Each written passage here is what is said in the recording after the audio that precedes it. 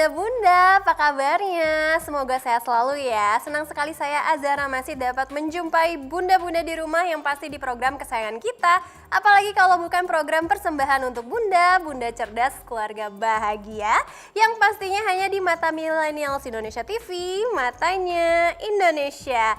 Nah, selama 30 menit ke depan pastinya kami akan menyajikan berita yang sangat informatif dan disertai dengan narasumber yang pastinya inspiratif. Nah, bunda-bunda, pada episode kali ini kami akan membahas mengenai definisi cantik dan dari perspektif psikolog nih bunda-bunda. Tapi bunda-bunda tahu nggak sih cantik itu apa sih sebenarnya? Ada yang mengatakan kulit mulus dan putih itu cantik. Namun ada juga yang mengatakan cantik itu tergantung dari sikap wanita tersebut nih bun. Jadi terserah ya bunda-bunda di rumah mau mendefinisikan cantik itu seperti apa. Tapi nih kalau bunda-bunda di rumah masih bingung mendefinisikan cantik, dan bunda-bunda bisa menggunakan perspektif psikologi untuk mengukurnya. Dan di sini saya nggak sendirian nih, karena di sini saya sudah bersama pakarnya yaitu Mbak Linda Maisha. Halo. Apa kabar? Gimana Mbak, udah cantik hari ini? Insya Allah, kita selalu cantik dong, perempuan Iya, kan soalnya. harus pede mengatakan kalau kita tuh cantik. Tapi nih Mbak, sebenarnya ini kan dari survei yang dilakukan oleh Unilever Indonesia melalui BMI Research, setidaknya 8 dari 10 wanita Indonesia cenderung ragu untuk mengatakan tentang potensi kecantikannya itu yang mereka miliki itu kurang gitu. Dan hanya 1 dari 10 perempuan yang menyebut dirinya cantik. Kenapa nih? Demikian. Iya, soalnya saat ini kita bisa lihat ya Mbak, di sosial media itu masif banget iklan-iklan yang menampilkan kecantikan itu dilihatnya dari secara fisik dengan kriteria tertentu gitu. Misalkan kulitnya tuh yang mulus, putih, terus kelihatan bercahaya gitu. Padahal kan itu semua ada faktor tambahannya gitu ya, misalkan dari make up, dari editan, dari lampu dan sebagainya. Nah itu yang membuat orang jadi, oh cantik itu kayak itu tuh yang di layar. Padahal orang yang di layar itu pun juga sebenarnya tidak sesempurna itu kan bentuk tampilan fisiknya gitu. Nah ketika orang menjadikan apa yang ada di layar sosial media itu sebagai patokan, maka akan selalu ngerasa kurang gitu. Ah cantik tuh harusnya kayak gitu, sedangkan aku nih ada jerawatnya gitu. Apalagi iklan itu terlalu mendramatisir ya, supaya orang-orang justru tertarik untuk membeli suatu barang ataupun jasa, begitu ya. Betul sekali. Nah, tapi kan kalau misalnya kita ngelihat definisi perempuan ini kan cantik, tadi katanya kulitnya putih, tinggi, padahal sebenarnya di balik itu banyak misalnya ada editan Yes, atau misalnya betul. kulitnya dibikin lebih putih lagi, padahal aslinya Iya. sebenarnya tidak seperti seperti itu. itu. Nah, berarti kan ini secara psikolog ini terbrainstorming gitu Iya. kepada halayak yang memang menonton, oh cantik tuh seperti itu, begitu. Nah ini ada korelasinya Mbak.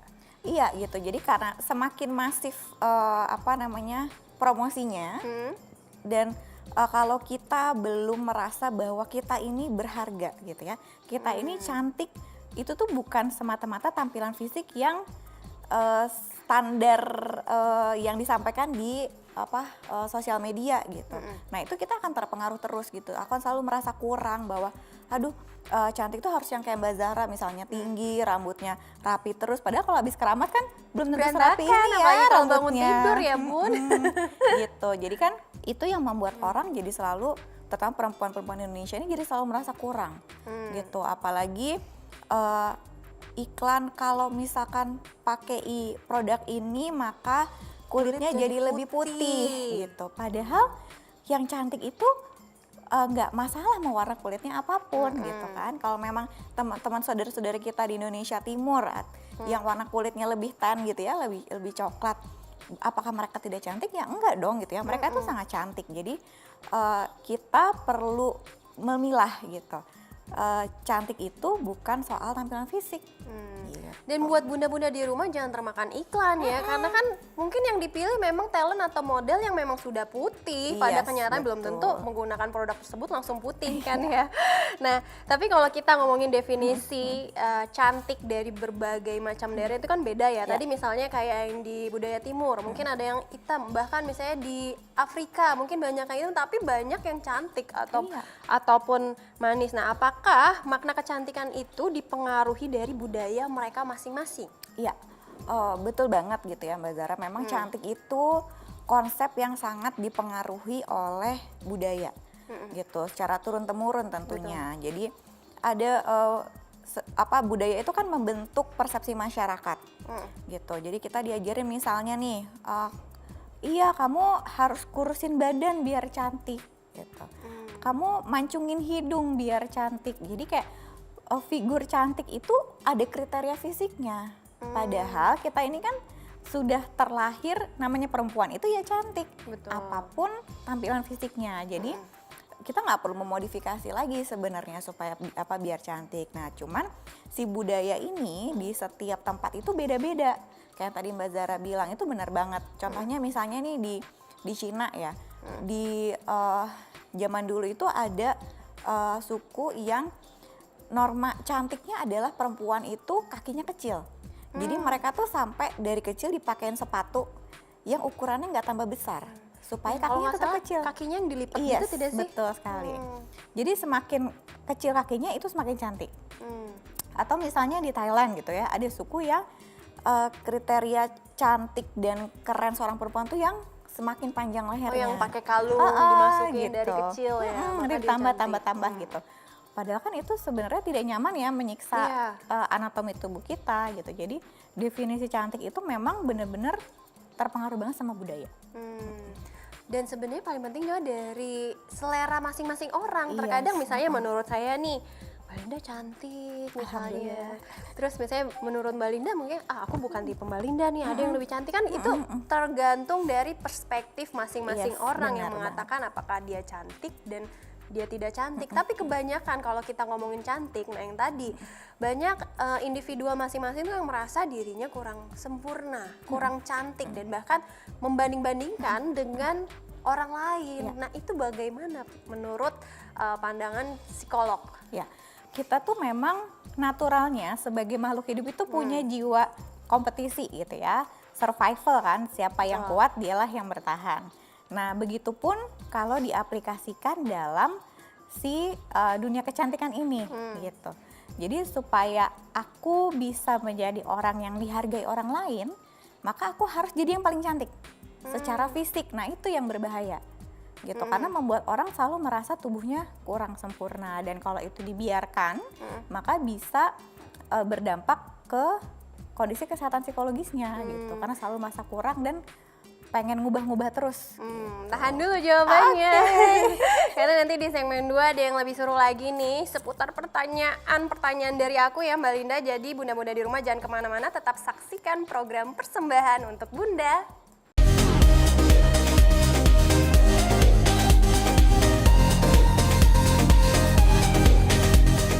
Terima kasih bunda-bunda masih setia di program persembahan untuk Bunda dan masih bersama saya Zara Masid dan juga Linda Maisha.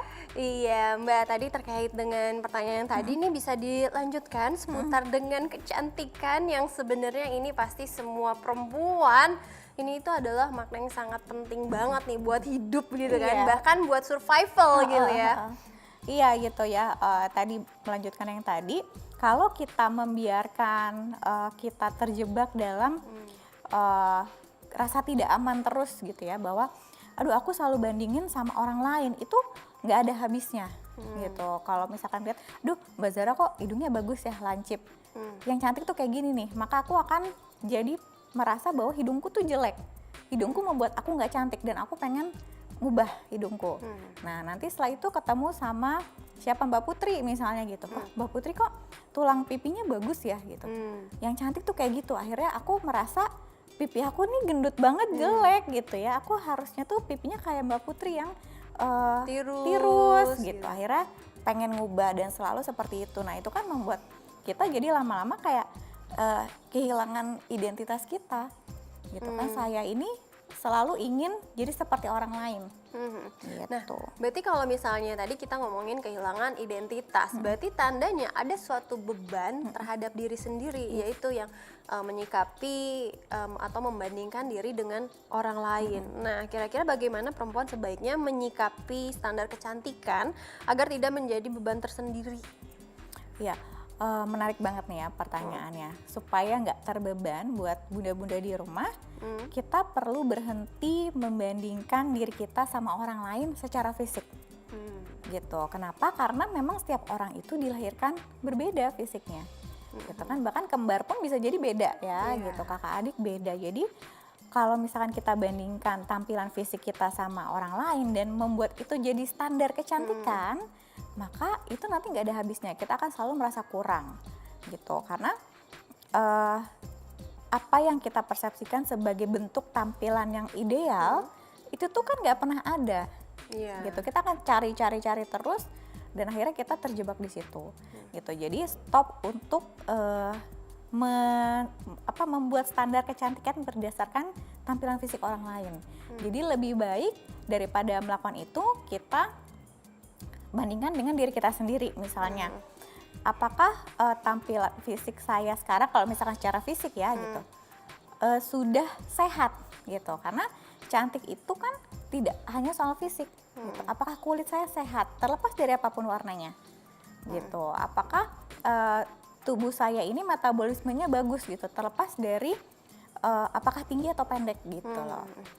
Oh, berarti itu masuknya ke faktor-faktor yang mempengaruhi kecantikan seseorang. Jadi bukan cuma dari cantik, kulitnya putih, tapi harusnya dilihat dari kulitnya apakah sehat atau tidak. Seperti itu ya. Berarti ada sangkut pautnya juga dengan kesehatan, seperti itu. Nah, tapi kalau misalnya kita ngomongin soal kecantikan, apa benar sih misalnya konsep kecantikan ini merupakan bagian dari self esteem? Iya, sebenarnya mungkin lebih tepat kalau konsep kecantikan yang kita kenal di masyarakat ini lebih dekat kepada body image gitu ya, atau bagaimana kita berpersepsi terhadap bentuk tubuh kita sendiri gitu, dan juga kepada self concept gitu. Apakah saya ini sudah bisa menghargai bahwa saya ini adalah orang yang sudah cukup gitu. Saya ini apakah selalu kurang dan sebagainya gitu. Jadi lebih ke sana. Memang kompleks ya kalau mau dibedah di situ, tapi singkatnya adalah kalau misalkan kita mau memahami kita ini sebenarnya udah cantik atau belum sih gitu. Kita cukup melihat ke diri kita sendiri, udah nyaman belum dengan tubuh kita ini gitu. Nggak usah permasalahkan atribut fisik, tapi lebih kepada kita udah nyaman belum. Termasuk juga tadi kesehatan gitu. Jadi berfokusnya ke situ.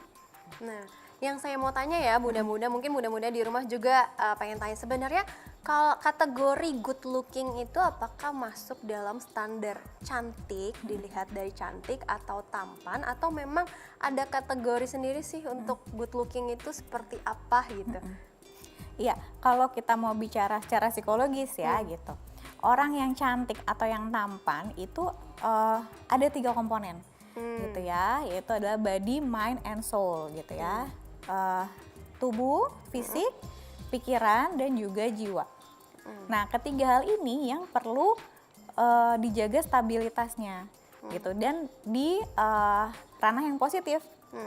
Jadi kita bisa punya kemampuan untuk menjaga kesehatan tubuh kita, otomatis kulit kita jadi sehat gitu kan. Yang paling gampang kelihatan kan kulit ya gitu. Kulit, rambut gitu. Terus pikiran kita bisa tata dengan rapi nggak? Dengan begitu kan kita bisa menampilkan diri kita sesuai dengan norma masyarakat sekitar gitu, bisa jadi berwibawa gitu. Terus juga apakah kita soul-nya itu apakah cukup stabil, misalkan emosinya, terus juga bagaimana kita menghargai orang lain gitu. Jadi kalau 3 komponen ini bisa dijaga keseimbangannya di arah yang positif, maka itulah yang bisa memancar gitu ya kecantikannya gitu. Berarti ibaratnya tampan atau cantik saja tidak bisa dibilang good looking gitu ya. Sebenarnya mau orang yang biasa aja, yang penting dia pikirannya bagus, fisiknya bagus. Mungkin fisik bisa dikatakan untuk olahraga seperti itu. Ya mungkin itu bisa dikatakan good looking seperti itu ya Mbak. Tapi kalau misalnya kita ngomongin wanita Indonesia, banyak sekali nih wanita Indonesia yang berbondong-bondong ingin tampil maksimal agar bisa terlihat cantik, gitu gimana? Kalau bisa yang paling cantik gitu ya. Iya, betul. Iya itu karena tadi kita berusaha untuk memenuhi standar di masyarakat tentang tampilan cantik secara fisik itu seperti apa gitu. Jadi berlomba-lomba gitu. Terus belum lagi ada kompetisi ya kan gitu. Misalnya nih terkait apa yang lagi ngetren sekarang, misalnya sulam alis gitu. Pokoknya sulam alis yang terbaik itu adalah yang di klinik A gitu. Yang harganya mahal banget. Maka gimana caranya saya bisa punya cukup dana supaya bisa sulam alis di sana. Kalau saya sulam alis di sana, maka saya akan termasuk sebagai perempuan yang cantik dan keren gitu. Nah, itu kan sudah bergeser akhirnya. Cantiknya itu bukan ke dalam, tapi lebih kepada atribut luar. Yang mana atribut luar itu kan sifatnya temporary ya. Gitu, temporary, dan kalau misalkan sesempurna apapun tampilan fisiknya, kalau orangnya nyebelin, suka ngamuk dan gak menghargai orang lain, pasti kan gak ada yang menghargai dia juga gitu kan. Nah itu yang kadang-kadang sering terlupakan. Jadi inner beauty-nya tidak terpancar gitu ya Bun ya. Jadi jangan ngelihat dari fisiknya aja ya, bunda-bunda di rumah juga harus pikirannya harus rileks, terus habis itu jiwanya juga harus bagus. Tenang. Karena itu pengaruh dari psikologis juga ya Mbak Linda. Nah, tapi kalau kita ngomongin berbondong-bondong wanita di Indonesia pengen tampil cantik dan juga pengen tampil maksimal, sebenarnya dari sudut pandang psikolog, setuju nggak sih misalnya, bahkan banyak ya, sekarang juga sudah merambah ke Indonesia, wanita-wanita di Indonesia itu mengubah bentuk dengan cara misalnya operasi hidung, mungkin yang sekarang dinamakan dengan rinoplastik. Terus ada juga yang tarik benang agar mereka lebih cantik, misalnya mengikuti role modelnya mereka gitu. Nah itu Mbak setuju nggak sih dengan mengubah tampilan? Tandanya mereka mencintai diri sendiri atau sebenarnya tidak menghargai apa yang sudah diberikan oleh Tuhan dari cara pandang Mbak Linda nih? Oke, kalau dari aku itu kita bisa lihat itu tuh dilakukan dengan tujuan apa dulu gitu. Ada teman-teman kita yang memang memperbaiki bentuk hidungnya karena kesulitan bernafas, gitu. Atau misalnya ingin ngencengin mukanya gitu ya dengan tanam benang, tapi kalau dilakukan dalam taraf yang wajar gitu, yang tidak berlebihan, maka baik-baik saja gitu, karena tidak sampai membuat dia ingin jadi seperti orang lain. Gitu. Tapi tahan dulu nih jawabannya, karena ini penting banget nih buat muda-muda di rumah mungkin yang pengen tampil lebih cantik atau lebih maksimal ya. Pokoknya jangan kemana-mana, tetap di program Persembahan untuk Bunda.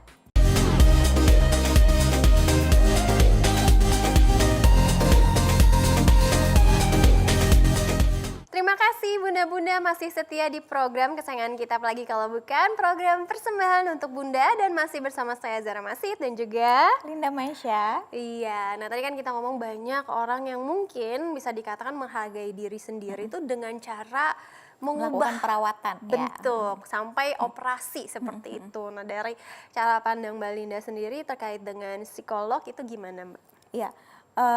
Tentunya kalau misalkan perubahan bentuk itu dilakukan dalam koridor yang aman, itu nggak apa-apa gitu ya. Kayak misalkan tadi gitu, tanam benang untuk ngencengin aja, tapi kan nggak sampai mengubah struktur wajah gitu. Jadi kita tetap ya diri kita apa adanya gitu ya, tidak sampai ke level dimana kita sudah nggak suka sama tampilan kita dan akhirnya tadi kecanduan untuk operasi. Nah itu yang batasnya tidak wajar. Nah makanya biasanya nih kalau misalkan rekan-rekan kita para dokter kulit gitu ya yang melakukan perawatan ataupun dokter bedah tidak sembarangan melakukan operasi plastik gitu. Jadi ketika ada yang mau diubah itu pasti pertimbangannya banyak sekali gitu. Kalau misalkan sudah melihat memang ini ada bakat, kayaknya ini udah mulai klien saya ini udah mulai kecanduan deh gitu ya, kecanduan operasi gitu. Nggak sedikit ya teman-teman kita, bukan yang muda-muda aja gitu ya, yang sudah senior juga ya, artis-artis gitu, beberapa ada yang sampai kecanduan kan, kecanduan operasi plastik gitu, karena selalu ingin sempurna tadi gitu ya, mencapai level kesempurnaan versinya dia. Nah itu kan sudah tidak sehat secara psikologis. Secara psikologi Ya, sudah itu tidak sudah sehat. tidak sehat gitu, karena berarti dia kan selalu merasa insecure atau tidak aman dirinya tuh, saya nggak nyaman sama tubuh saya. Itu terus menerus sampai dia merasa perlu diubah terus gitu. Tapi ya memang dari lingkungan sekitar terkadang misalnya bahkan ada salah satu kawan gitu yang memang merubah dengan cara operasi dan memang jauh sekali tampilannya dan bahkan jadi lebih cantik dan bahkan jadi lebih bule yang tadinya misalnya dari suku di Indonesia tertentu gitu menjadi lebih bule dan mereka dan orang-orang seperti itu mereka menganggap dirinya jadi cantik, banyak yang muji. Berarti itu sebenarnya kalau dari psikolog adalah salah satu hal yang mungkin bisa dikatakan tidak menghargai diri sendiri seperti itu. Tapi mungkin ada kita nggak bisa menjudge bahwa dia tuh emang nggak bisa menghargai dirinya, tapi bisa jadi ada tekanan yang sedemikian rupa yang dia nggak bisa handle gitu ya. Nah idealnya memang kalau kita udah mulai nggak nyaman sama diri kita tuh ya berobat gitu ya, bisa datang ke psikolog atau ke psikiater sebelum kita mengambil keputusan besar seperti operasi untuk mengubah total tampilan kita gitu. Karena mengubah tampilan itu nggak sekedar hanya menjadi mancung gitu ya, menjadi tirus atau apa, tapi kalau memang ada problem psikologis di belakang itu, maka itu perlu ditanganin gitu. Ada hal yang lebih serius dari sekedar mengubah tampilan. Berarti dari jiwanya atau soulnya juga harus dibenerin ya secara psikolog. Nah ini kan kalau misalnya dia terus-terusan operasi atau mengubah bentuk gitu, berarti kan tandanya insecure ya terhadap diri sendiri. Nah gimana sih cara mengatasi rasa insecure pada diri perempuan yang menganggap dirinya tuh kurang aja terus dan kayaknya aduh saya ini bukan apa-apa deh kalau dibanding si A, si B, si C. Nah itu gimana tuh? Ya gitu. Iya, yang pertama itu tadi ya, kita evaluasi diri kita dulu gitu. Apakah ya tadi 3 komponen itu, komponen kecantikan tadi ya, secara fisik itu bukan masalah warna dan bentuknya seperti apa, tapi apakah kita ini sudah sehat secara fisik gitu. Apakah teman-teman yang mengalami obesitas maka jelek gitu, bukan jelek tapi tidak sehat gitu. Maka yang perlu dilakukan adalah gimana caranya supaya tubuhnya jadi sehat. Nah nanti kan bentuknya akan mengikuti sendiri gitu ya. Gitu. Terus kita cek lagi gitu, apakah saya sudah menjadi individu yang berkembang gitu. Apakah secara pikiran saya ini sudah jadi lebih maju atau belum gitu. Jadi lihatnya ke diri sendiri. Kalau misalkan merasa ada yang kurang dari 3 komponen itu, yuk diperbaiki gitu. Daripada kita harus membandingkan dengan orang lain karena itu nggak ada habisnya. Iya, kalau kita ngeliatin di era sekarang kan, apalagi sudah digitalisasi, sudah banyak individu-individu yang mempunyai sosial media dan bahkan mungkin bukan secara langsung saja gitu, terkadang mereka explore orang lain gitu untuk membandingkan dirinya dengan orang lain.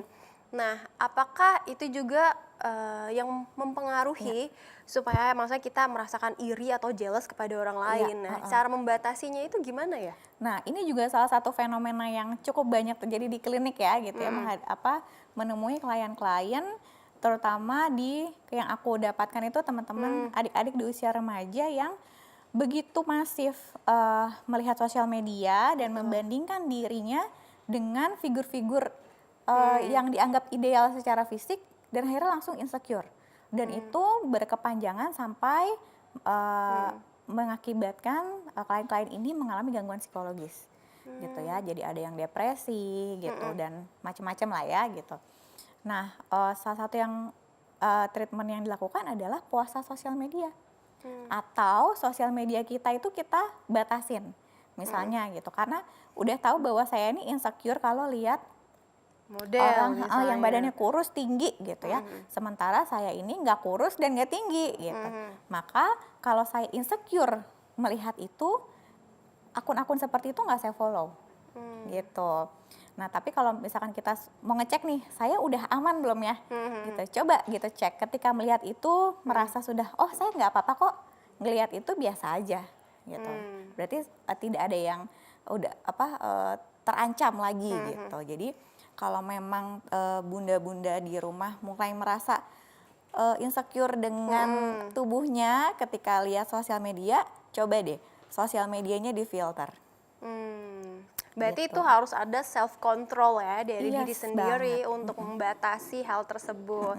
Jadi ingat ya Bun ya, pokoknya yang penting jiwanya, pikirannya Iya. tuh harus benar-benar positif ya. Jadi jangan suka membandingkan diri kita dengan orang lain karena itu juga sama saja seperti kita tidak mencintai diri sendiri seperti itu.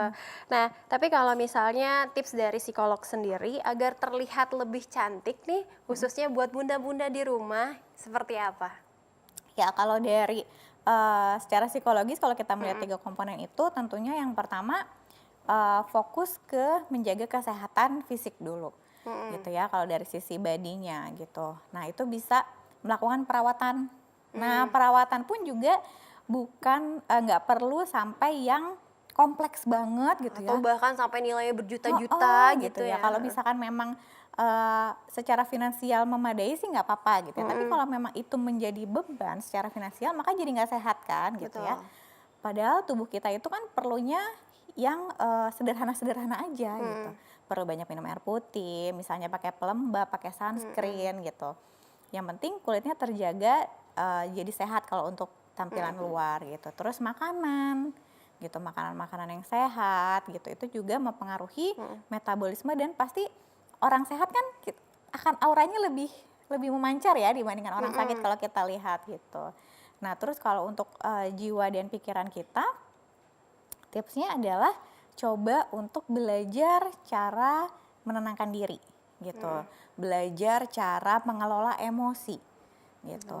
Terus juga belajar untuk meningkatkan kompetensi tentunya. Gitu. Karena kalau kita merasa punya kompetensi gitu, kita akan merasa lebih yakin gitu ya. Merasa lebih pede dan pasti aura cantiknya tuh jadi lebih memancar. Nah, bunda-bunda di rumah dengerin ya tadi ya tipsnya. Pokoknya harus cinta sama diri sendiri dan juga harus jadi punya parenting juga ya. Misalnya harus belajar banyak hal terkait dengan orang tua gitu ya, Iya. harus seperti apa. Nah, motivasi apa yang cocok untuk para bunda-bunda di rumah? Yang maksudnya misalnya udah terlanjur puyeng dengan kerjaan di rumah, seperti apa? Kira-kira beri kata motivasi kepada bunda-bunda di rumah. Ya, buat bunda-bunda di rumah yang lagi puyeng nih ya gitu, terus merasa tidak stabil, merasa lebih, aku kok jelek ya gitu, aku kok nggak bisa tampil bagus ya gitu. Bisa coba untuk tadi membatasi dan latihan mengelola. Kalau misalkan emang udah kecapean, aduh aku tuh capek banget di rumah sampai jadi kelihatannya tuh kusut banget gitu. Iya, sampai nggak ada waktu Iya, bahkan aku nggak untuk ada waktu. Ya memang merawat diri. kalau mau diturutin kayak gitu nggak akan ada waktunya. Jadi memang perlu kerjasama dengan pasangan misalnya atau dengan anak-anak supaya bunda-bunda di rumah ini bisa punya waktu untuk me time. Nah, me time ini nggak harus yang pergi atau kemana, tapi bisa punya waktu untuk menenangkan diri sebentar gitu, minum teh sendiri, mandi yang bersih gitu. Itu adalah self care yang sangat baik dan bisa membantu kita untuk terlihat cantik, baik secara fisik maupun secara inner beauty-nya.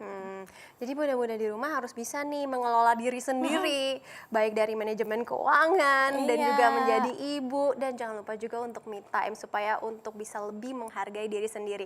Ya bunda-bunda di rumah, ternyata kita sudah di penghujung acara, akhirnya kita harus stop di sini nih karena sudah 30 menit. Jadi buat bunda-bunda di rumah jangan lupa untuk saksikan terus program persembahan untuk bunda di episode lainnya karena pasti akan lebih seru nih daripada tema hari ini. Saya Azara Masid bersama dengan Linda Maisha.